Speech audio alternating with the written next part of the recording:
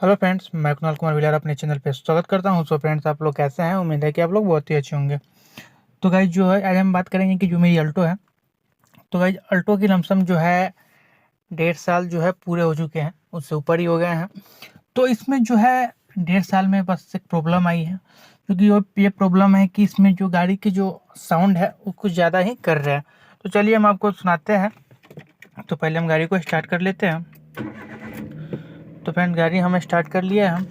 तो चलिए, आप जैसे कि अंदर से की जो साउंड है वो सुन सकते हैं, जिसकी गाड़ी की पूरी मतलब कि पैक है, शीशे चढ़ी हुई है। चलिए शीशे को हम उतार लेते हैं किताब के शीशे के। अब इसके साउंड सुन सकते हैं हम। तो चलिए अब हमको बाहर से भी इसकी जो साउंड है वो सुनाते हैं कि बाहर से क्या इसकी साउंड है। तो गाइज, इसकी बाहर से साउंड जो है काफ़ी ज़्यादा तेज़ है, आप सुन सकते हैं। काफ़ी ज़्यादा साउंड